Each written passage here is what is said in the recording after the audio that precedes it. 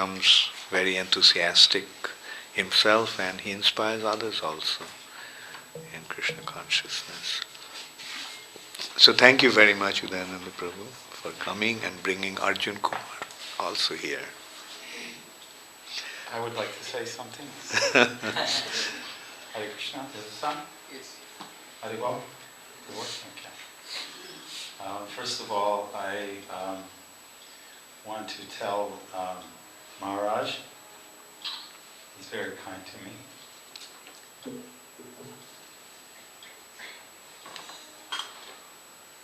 I have something in my throat.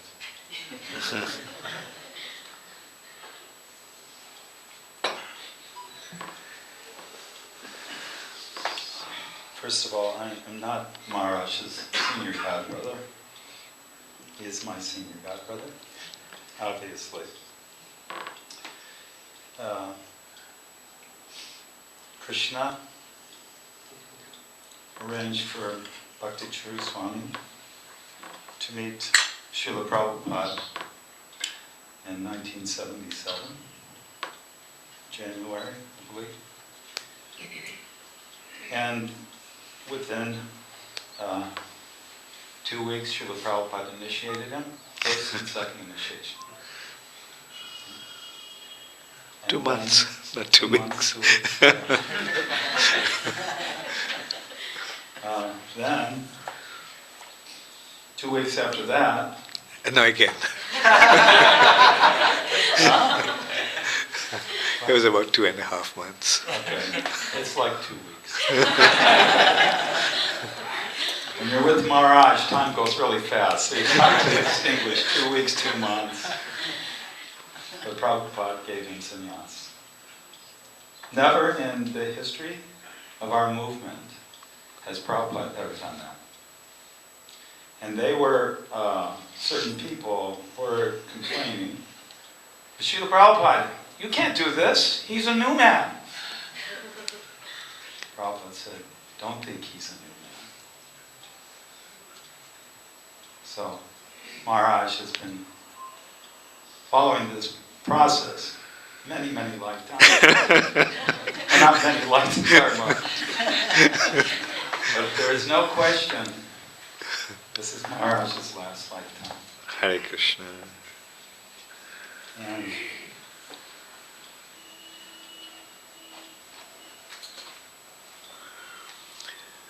trying to compose myself. Maharaj. Hare Krishna. Hare Krishna. So, Maharaj, he's always been an extraordinary godbrother. I first saw and met Maharaj in 1977 in Sri Vrindavan Dham. And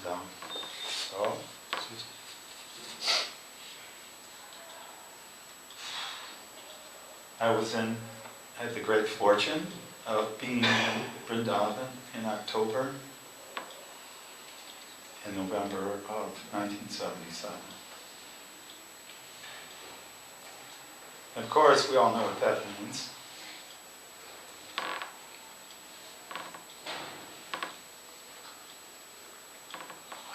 Please forgive me. I want to say this. So, I went into Srila Prabhupada's room, and there was so many devotees around serving Srila Prabhupada very intimately. Prabhupada had not eaten for 6 months.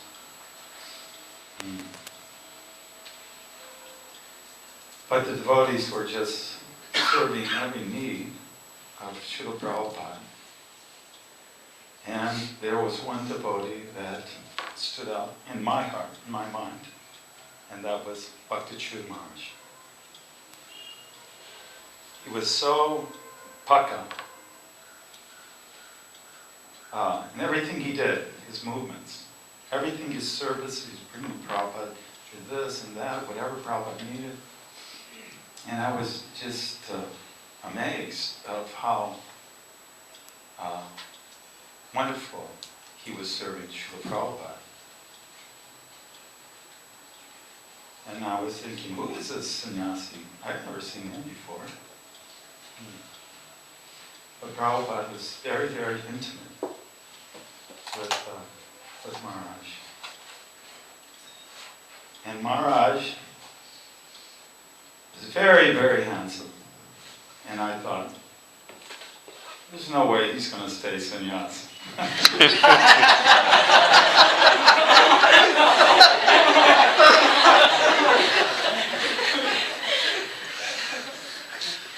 And,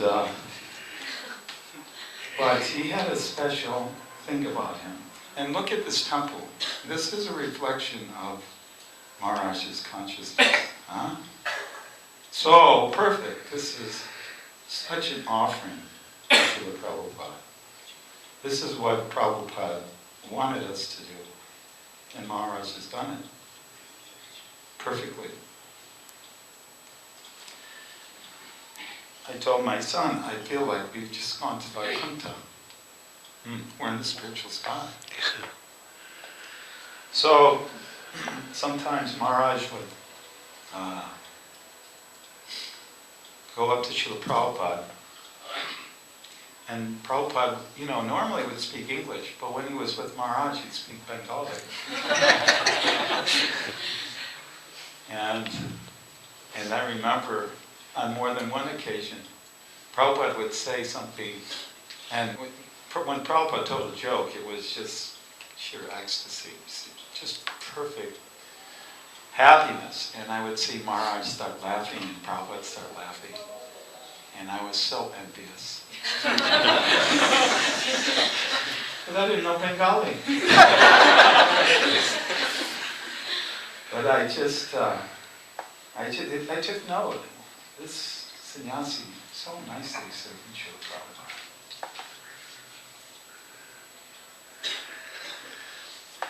So, thank you then.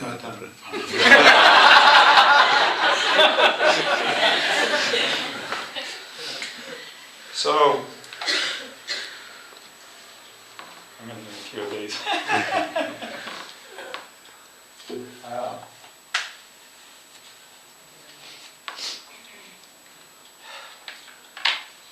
So, we lost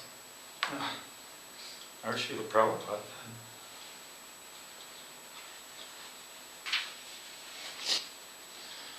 And Maharaj is so fortunate to place Srila Prabhupada.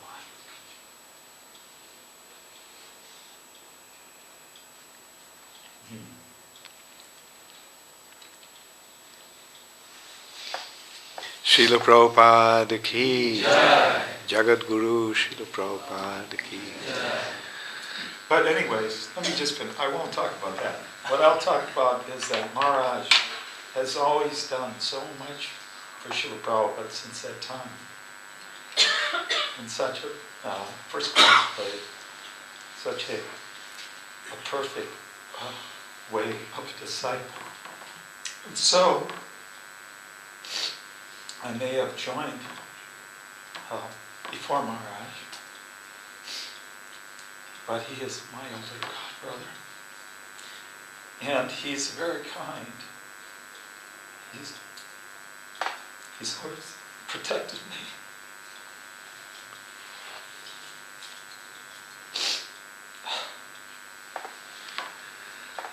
Hare Krishna. Hare Krishna. Jaya Radha Madhava Kunja Bihari. Jaya Radha Madhava Kunja Bihari. Jaya Radha Madhava Kunja Bihari.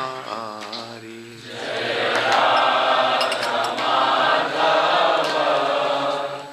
Kunja Bihari. Gopijana Vallabha Girivaradhari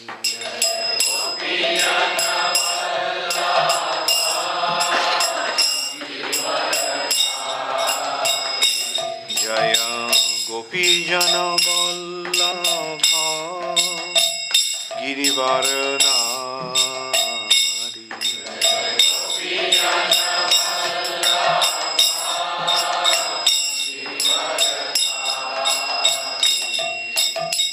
Jashodanandana Brajajana Ranjana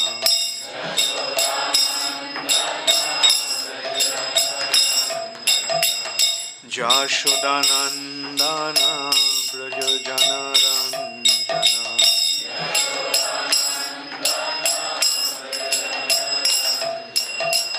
Jamuna Tira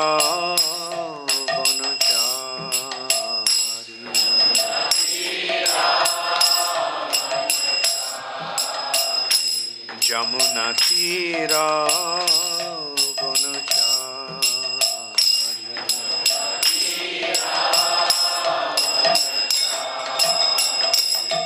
Jaya Radha Madhava Kunja Vihari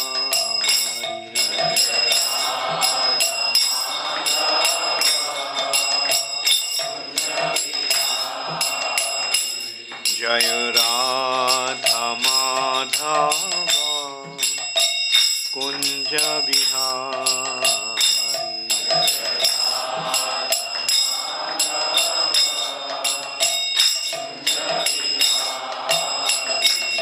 Jaya Radha Madhava Kunja Vihari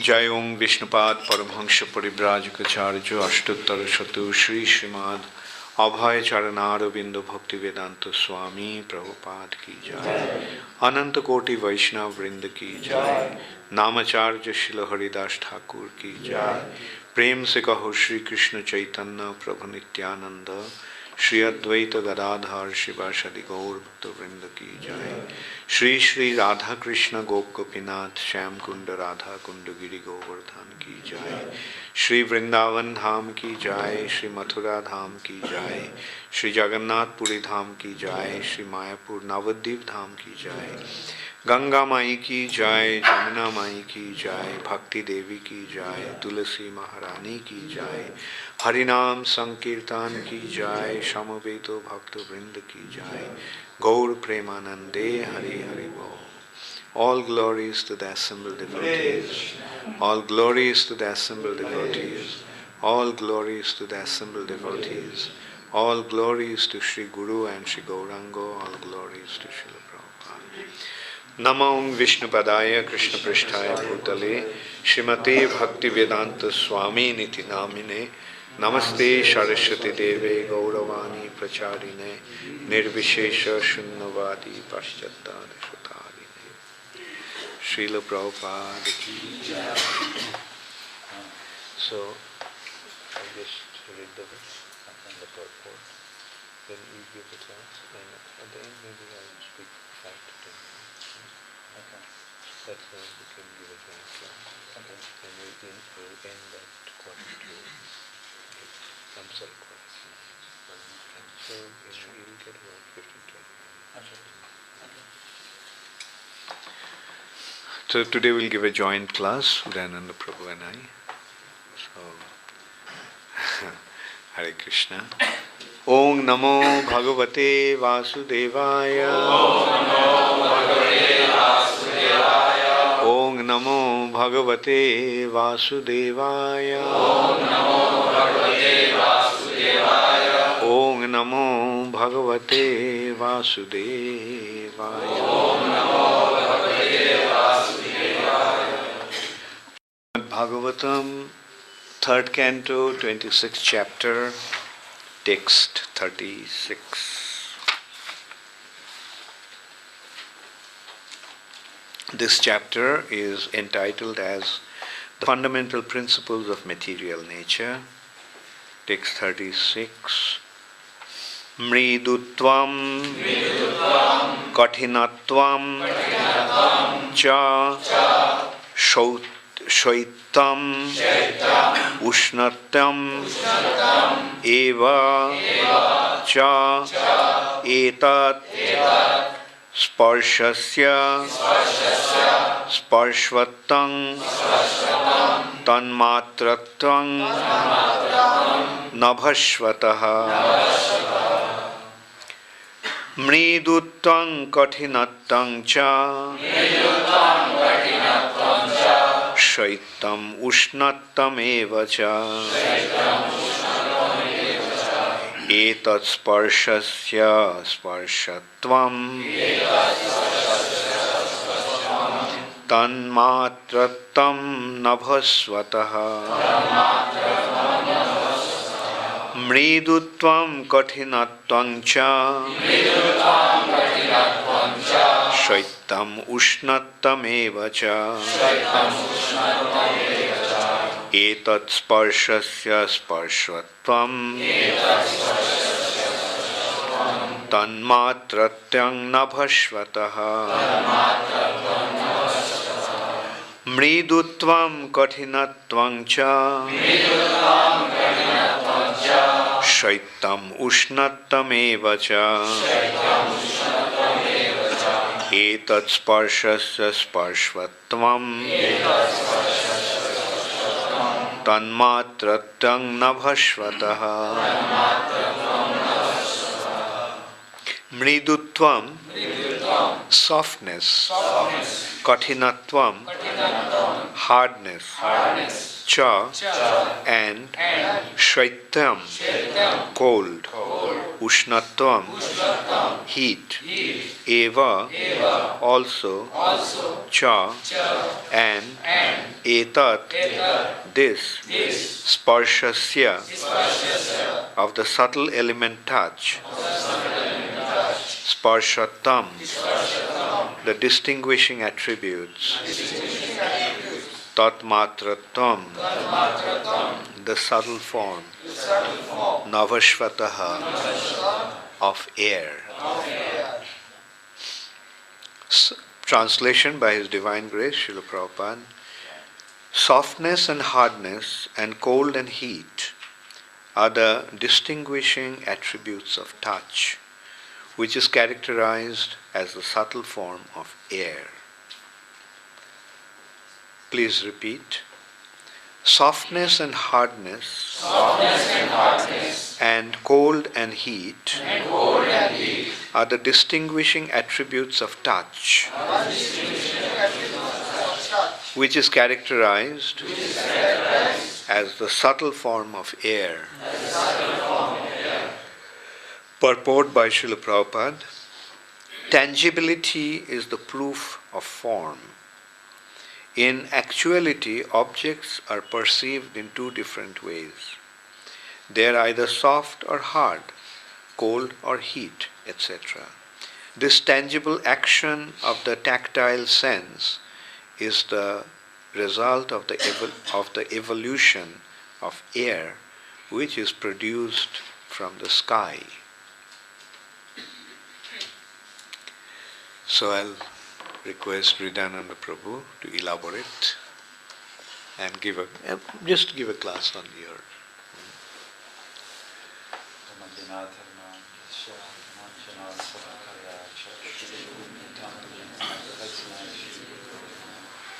I was born into the darkness of ignorance. My spiritual master opened my eyes with the torchlight of knowledge. I offer my respectful obeisances at his lotus feet. Namo Om Vishnu Padaya Krishna Prasaya Bhutale Srimad Bhaktivedanta Swami Namaste Saraswati Devi Gauravani Pracharine Nirvisesha Srimad Bhaktivedanta. So, Srimad Bhagavatam is called Amala Purana. It is a spotless Purana because everything about the Srimad Bhagavatam is a glorification of the Supreme Personality of Godhead. Now, this particular Srimad Bhagavatam deals with so many different aspects. It deals with Leela of Krishna and Radha and Ramchandra and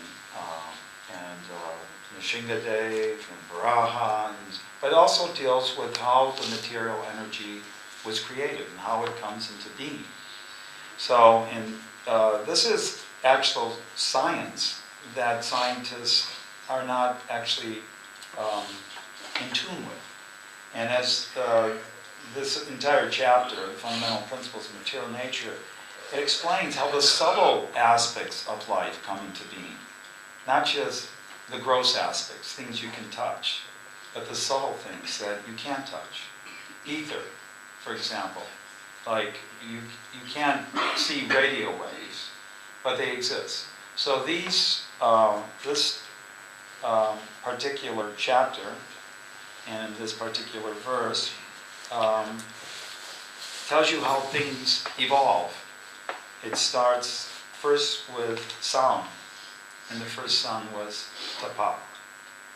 So that sound vibration then produces everything else. Interesting enough that Lord Brahma, who is the creator of heaven and earth, as the Christians would know him, he also had to perform austerities. It was, even though he was a completely qualified living entity, living being, the first thing Krishna said, tapa. And so, upon hearing that instruction, Krishna is actually Brahma's guru. Krishna is actually everyone's guru. The guru represents the word of Krishna. And Krishna spoke to his disciple, Brahma, one word. And then from that, each acharya expanded, right? And so that's why it's said that when the spiritual master elaborates the words of the Lord, it is just like a parrot hitting its beak on a mango, making it sweet and sweet. So from that one word, Lord Brahma immediately went into severe austerities and meditation for 100 celestial years. So Prabhupada, I was listening to one tape, and Prabhupada said, we cannot imagine the austerities of Brahmaji. He said, but in order to understand God, to actually become realized and to know who you are and what is God and what is your relationship, austerity must be there. So Krishna's giving us the regulative principles of freedom. And you may not like these principles, but they're there, just as Brahma had to perform for your purification. And if you give them up, conversely, you will never become pure. So the more one adheres to those principles, and you can do it on a gross level, just by abstaining from illicit sex, intoxication, meat eating, gambling, but maintain desires in the heart. These desires in the heart are seeds that will actually produce plants that will encompass the Bhakti Lata beach and then overwhelm the beach. And then when the beach becomes overwhelmed, then the plant of devotion stops to grow. And Prabhupada says in the Bhakti Rasamrita Sindhu, Nectar Devotion, that the beach must grow through this universe. It must penetrate the eightfold material covering. It must go beyond the Brahma Jyoti and past the Vaikuntha planets, all the way to Goloka Vrindavan, and then it rests and takes shelter under the lotus feet of Krishna. Now that's a long ways to go. So you must always be pulling these weeds. And so there is the gross principles of the regulative of no illicit sex, no gambling, no intoxication, no eating. And then there's subtle principles of profit, adoration, and distinction. Those are also regulative principles that we must root out. Those desires for some kind of praise or some kind of position or accumulate, want to enjoy, that enjoying mentality, to enjoy even devotional service, has to be rooted out, because those can also stifle the growth of the Bhaktivedanta beach. So in here, Prabhupada says, soft, hard, cold, hot, matra sparsasya kantiya, sitlasna, sukadukada, agamapaynos, vichas, tamsatichas, vakarata. That the non-permanent appearance of happiness and distress and their disappearance in due course are like the appearance and disappearance of the summer and winter season. One must learn to tolerate them without being disturbed. They rise from sense perception, and one must learn to tolerate them. So, we just came from Kolkata, and it was very warm. And now we're here, and it's very cold. But the devotee, he simply carries on the service, no matter what the situation is.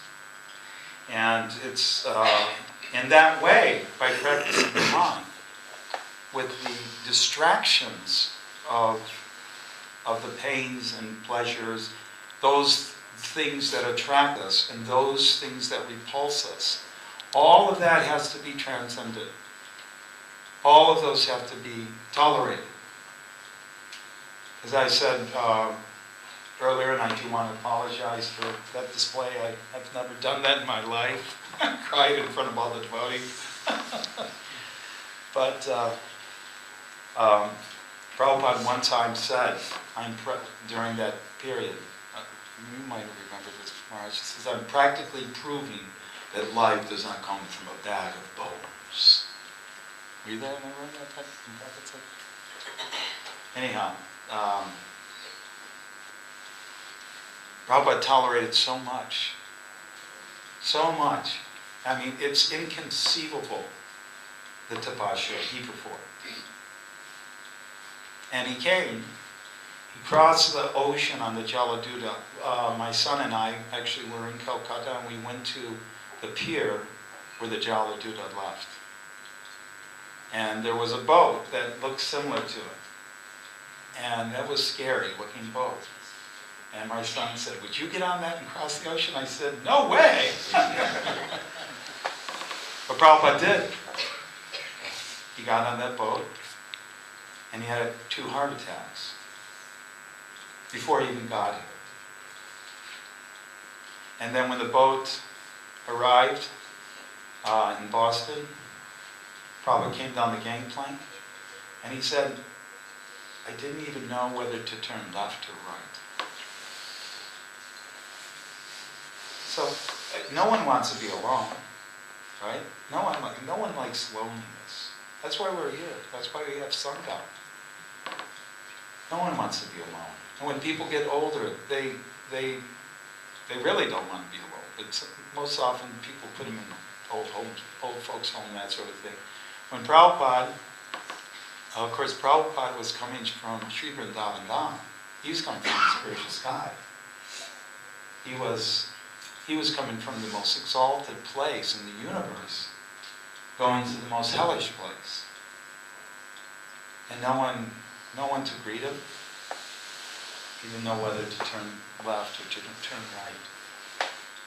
So he tolerated, he then, of course, went to Butler, and after Butler came back to New York, and lived in the Bowery. And how many people have been to New York City?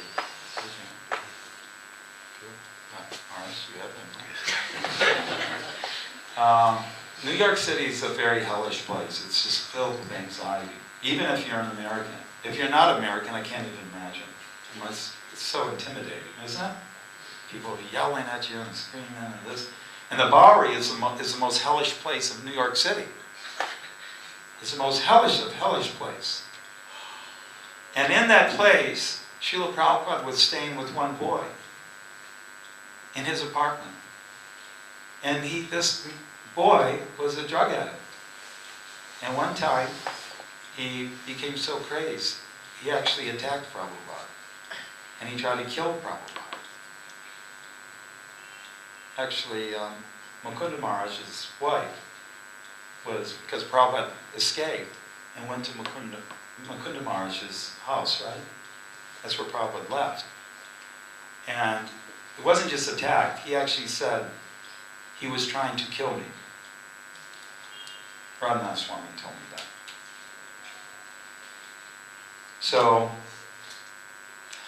if I went to a country and I was going to go to that country to help those people, and when I got there, they put me in the most worst place, the squalor of the city, and on top of it, they try to kill me, I would want to leave in like a heartbeat. Why would I want to stay and help these people that want to kill me? But Prabhupada, he didn't leave. He said, now we have to find another place. He never went. This is the austerity.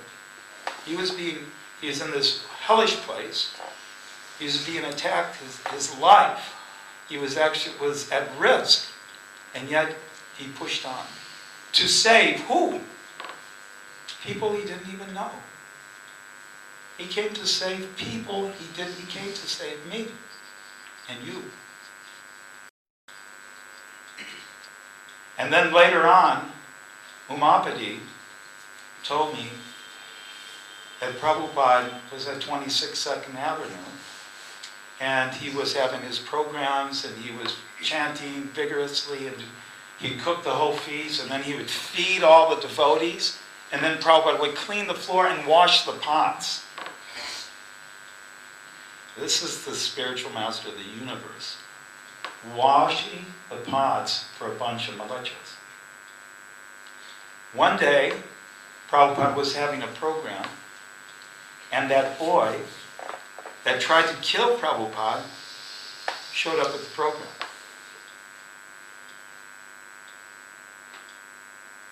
And he was chanting with the other devotees. Now, I don't know about you, but if someone came to my house they tried to kill me before, right? What was Prabhupada's response? He actually said to the devotees, oh, did you see?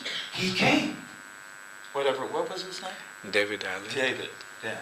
Did you see? David was here. He came, and I think he's making an advancement in Krishna consciousness. Prabhupada said that. Can you imagine? That's the austerities that Prabhupada performed. For people who wanted to kill him. So then, Prabhupada just constantly amazed. When I went into, he went to San Francisco, and then he went back to, and then he opened this temple, and then he opened this farm project, and he opened this school, and he's writing these books, and he's just working. This is all after the age of 70. It's inconceivable. Maharaj, we're getting near 70, huh? That's when Prabhupada started. Now I'm already like, oh no. Hey, Arjuna, you do the work now. That's what Prabhupada was doing. And I'll tell you, when I went to Vrindavan in 1977, I was with the temple president, Govardhan, of Detroit. I was the Sankirtan leader there. And as soon as we got into Vrindavan, we got into our room, and Prabhupada somehow or other knew that we had arrived, and like within 5 minutes someone knocked on the door and said, Prabhupada wants to see you. We wanted to see, Govardhan. He was a temple, obviously some insignificant brahmachari. And I said, can I go too? And he said, yeah, come on. So we went in, and we went around through Prabhupada's library, and then you'd go through Prabhupada's courtyard, right? And Tamal Krishna Maharaj, he stopped us. Because I hadn't seen Prabhupada in about 7 or 8 months. And so he said, I want to stop you and prepare you to see Prabhupada. So he said, when you see Prabhupada, don't cry. That's the first thing he said. And we're like, what? Why? And he says, because Prabhupada doesn't look like he used to look. He said, and he hasn't eaten, and he's just very thin, and we don't want him to see us cry and cause pain to him. Maharaj was concerned. And he said, also, don't say anything negative. He said, just try to encourage Srila Prabhupada. Say something encouraging, only good words like that. So we said, okay, all right. So okay, come on. And he took us through, and we went around Prabhupada's bed to the foot of his bed, and we offered our obeisances. And then we stood up and we saw Prabhupada in his bed. And Govardhan took his chadar and covered his head and started to cry. He was weeping like that. And Prabhupada was losing his eyesight. He couldn't even see to the end of the bed. And he said, but he was smiling. And he said, who is this? They said, it's Govardhan and Udayananda from Detroit, Srila Prabhupada. And Prabhupada said, are you happy? Are you comfortable? Is everything all right? Is your room nice in Krishna Balaram Mandir?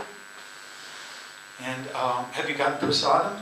And Prabhupada was totally emaciated. He hadn't eaten, but he's worried about whether I got prasadam. Okay? So then he said, and how are the devotees in Detroit? How is Lekishavanti and Ambarish? Are they happy? Are they getting prasadam? Are they happy in Krishna consciousness? Are they chanting? Meantime, Govardhan is crying. So I said, yes, Srila Prabhupada. Our arrangements are so wonderful here, and I tried to be encouraging to Prabhupada. And then he said, and are the devotees happy? Are they getting prasadam? And are they happy in Krishna consciousness? And how is the temple? We've gotten Devasadan temple, Fisher Mansion. And the neighborhood was kind of a tough neighborhood. Prabhupada said, try to change the neighborhood. But all he was doing is he wasn't like, if a person is that sick, at least they think, just look at me. Look at my suffering. Woe is me. Woe is me. He had like zero interest in himself. And he was just concerned for the welfare of the devotees. And I was trying to who is this person? Who is this person? My mind could not wrap around it. He just cared for others. So later on, at one point, we were, different devotees were actually serving Prabhupada. They were like massaging, one devotee would massage one arm like that, and someone would sit on the other arm, right, Maharaj? And then they would massage someone's, Prabhupada's head, and someone else would massage their feet. And one time Prabhupada said, please forgive me. Please forgive me for taking up your time. Please forgive me for taking all this service.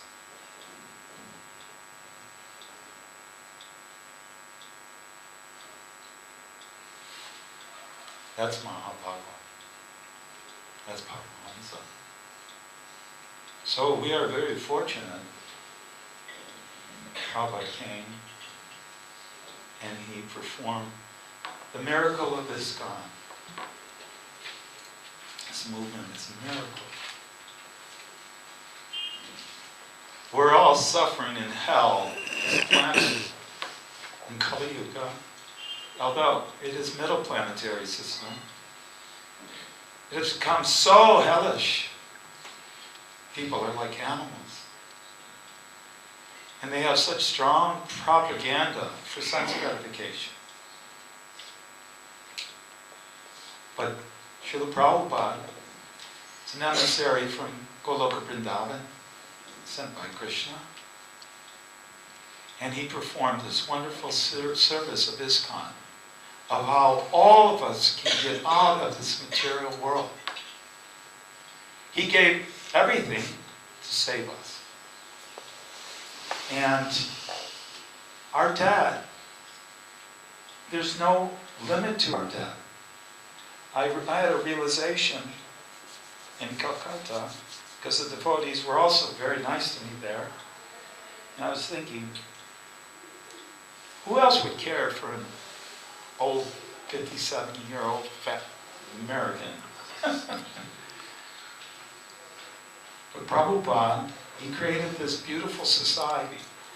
He created the spiritual world. Prabhupada says we don't live in New York. We don't live in London.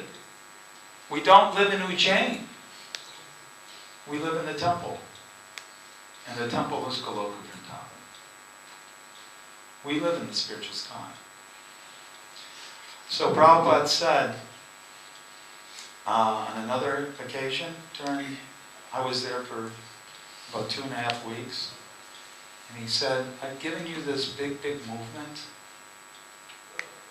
this big, big ISKCON movement. If you can, I request, please expand it. Push on. Give it to others. At least maintain it. He said, don't let it decrease. And he said, cooperate.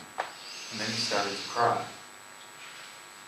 And that was the single most painful moment of my life, to see Srila Prabhupada cry. So, I humbly request all the devotees here not to make Prabhupada cry. Don't leave this movement. Give your life to Srila Prabhupada's service. Actually, this is all of our service, even this Ujjain. This is Prabhupada's service. It's not Maharaj's service. It's Prabhupada. But Maharaj is Prabhupada's very intimate associate. He's serving Prabhupada. You help Maharaj serve Prabhupada. This is the offering that Prabhupada gives to the lotus feet of Krishna. This is Prabhupada's service.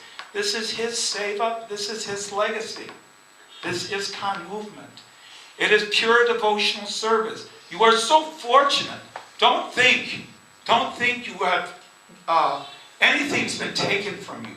That you have lost even one moment, one iota, one farthing by giving it to this service of Srila Prabhupada.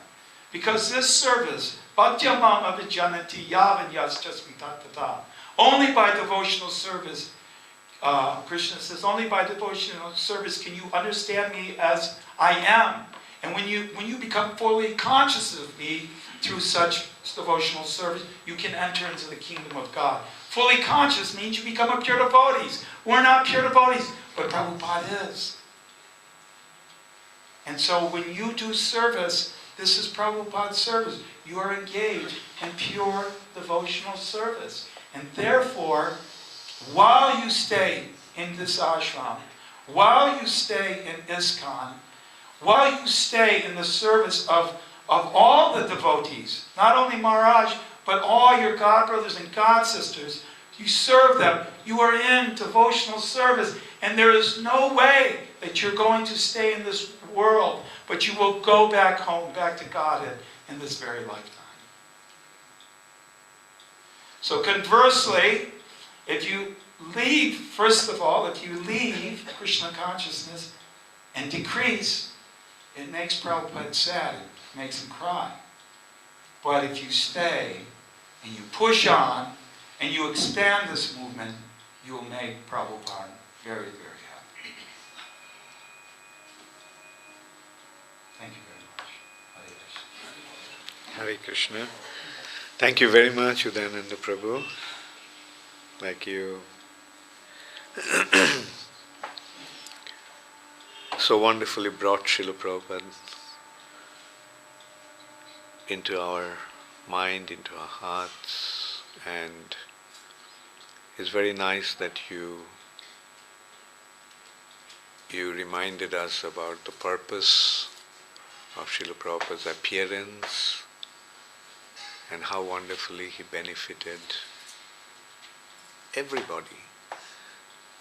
Actually, Srila Prabhupada's contribution is not limited to some individuals who joined Srila Prabhupada, but Prabhupada's coming here benefited the entire world. People may not recognize that, people may not understand that, but that is how it is. Like just when Sri Chaitanya Mahaprabhu came, the entire world benefited, although there was no direct communication.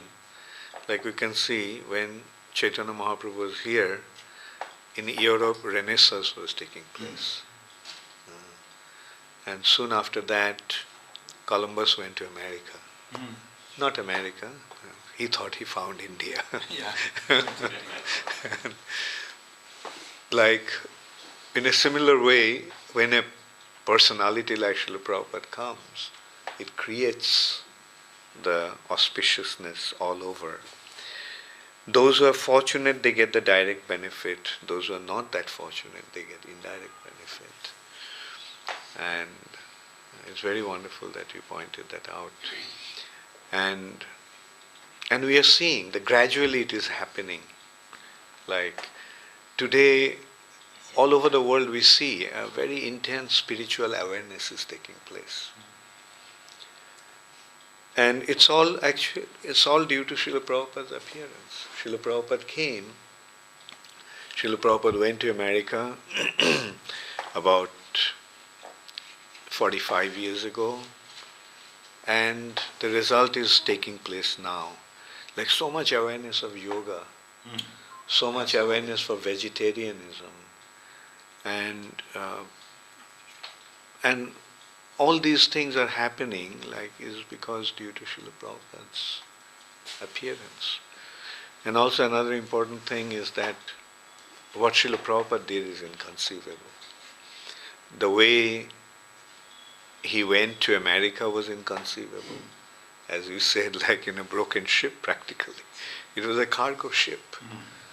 Like to travel in a cargo ship, to travel by ship itself is difficult. The water voyage is very difficult. Those who have taken it, they know, like first few days you become they call it seasickness. You vomit, because the boat is rocking and you're in the water, there is something that's very, very unusual. And then Srila Prabhupada was in a cargo ship that moves very slow. And the comfort there is practically nil. Like you just cooped up in a small little cabin. And then getting the heart attack. At the age of 70, I was listening to one boy, somebody was telling me that someone was preaching to a person who knew about ISKCON, who knew about Srila Prabhupada. And that person was quite old. And this boy was speaking about Srila Prabhupada to him. And that man told that boy that actually you don't know Srila Prabhupada. Then he felt little offended, like he is the devotee He's read Srila Prabhupada's books, he read Prabhupada Lilamrita, he heard about Prabhupada from so many devotees, and this man, who is a karmi, apparently, he is saying that you don't know Srila Prabhupada. And then finally that man said that you do not know what it is to be 70-year-old. Unless you become 70, you don't know what it is to be 70. And at that age that Srila Prabhupada went to America and what he did is inconceivable. And so Srila Prabhupada did it for all of us. Although we may not directly receive the benefit, although we are not many of you are not present when Srila Prabhupada was on the planet, or present or had the good fortune of seeing Srila Prabhupada, but you are actually deriving the benefit of Srila Prabhupada's being here. That you are here is the effect of Srila Prabhupada's being here. If Prabhupada didn't come, you wouldn't have been here. This temple is here because Prabhupada was here. If Prabhupada didn't come, this temple wouldn't have been here. And so all these wonderful facilities, all the wonderful arrangements that Srila Prabhupada made to spread Krishna consciousness will continue like waves. It just starts in a small way at one place, but then it spreads. And generally, the wave, when it spreads, its intensity subsides. But this wave, the more it spreads, its intensity will become